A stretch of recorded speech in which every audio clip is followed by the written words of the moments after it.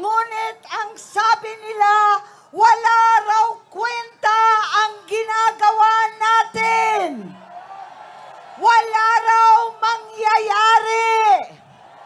Wala raw bisa itong We Are One. Ngunit dyan sila nagkakamali. Alas 7, aalis ang Pangulo patungong Canada. Areglado na daw tayong lahat. Wala na raw problema sa katarungan at katotohanan. Wala na silang pakialam. Bumiyahe na. Ngunit ako ay naniniwala na ang mapayapang protesta ay nakaukit sa puso ng bawat isa sa atin. Mapayapa man at walang imik yung iba, kasama pa rin natin dito sa EDSA. Kasama ng Iglesia ni Cristo. Narito ang daing ng bawat Pilipino, ng bawat mamamayan na naghihirap at nagdurusa. Naniniwala ako na pakikinggan ng pagsamba at pananampalataya natin. Hindi kailanman natutulog ang Diyos. Ang Panginoon kasama po natin.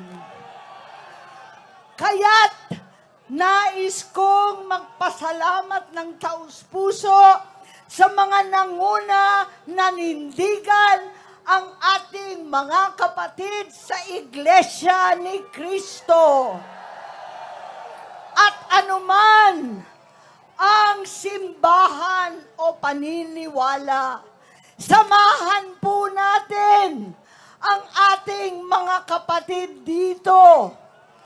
Nananawagan ako sa kauna-unahang kinulong, inapi, sinugod, KOJC, sumama kayo, alang-alang sa mahal nating Pastor Kibuloy.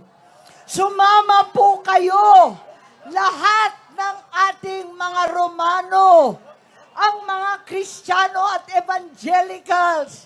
Alam ninyo na ito ay tama. Ito ang tunay na katarungan. Umalingaw-ngaw ang inyong pastoral letter sa bawat sulok ng ating kapulungan. Alam natin na ito ang kinakailangan, transparency at hustisya. Sa ating mga kapatid na Muslim, punta na kayo rito. Hindi lang DDS ang welcome dito. Lahat ng mga kapatid na Muslim, na mga bigo sa pangako ng halalan, bigo pa rin sa tunay na kalayaan para sa BARM at sa buong Muslim Mindanao. Halina't magkaisa, we are one!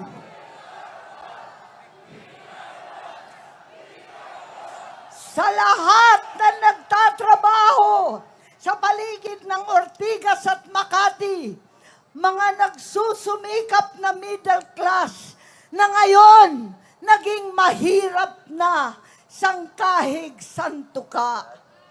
Sumama kayo, ang karamihan ng mga Pilipino na mahirap at nagdurusa, walang trabaho, walang pagkain. Punta na kayo dito sa Iglesia ni Cristo.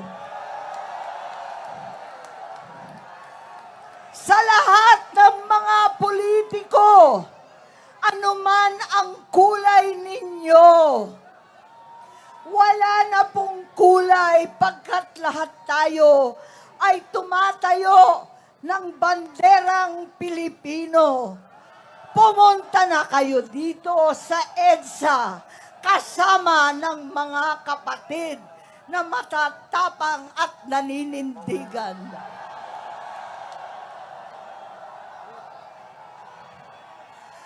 pati na rin ang mga dating loyalista, Ilocano, Bisaya, taga Maynila at Katagalugan, mga bigo at laslas ang puso katulad ko.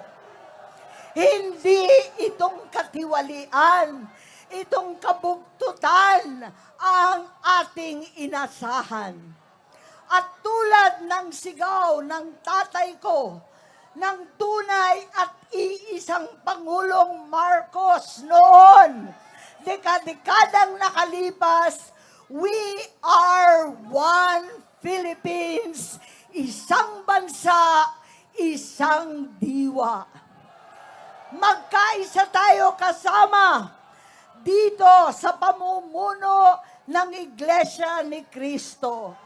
Magkaisa tayo, hindi lamang upang ipagtanggol ang mga senador, hindi lamang dahil kay Robin, kay Jinggoy na nakakulong, kay Alan, sa lahat sa amin na pinatawan na ng kaso, higit sa lahat ang ating minamahal na kapatid, Senator Rodante Marcoleta,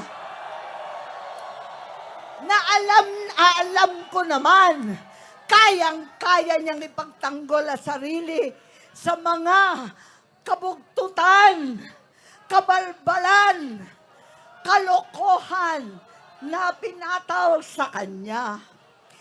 Magkaisa tayo, hindi sa mga politiko lamang para ipagtanggol ang mga kapatid, kundi para sa sambayanang Pilipino, para sa ating kinabukasan, para sa ating mga pamilya. We are one! We are one! We are one! We are one! Mabuhay ang katarungan! Mabuhay ang katotohanan! Maraming salamat po.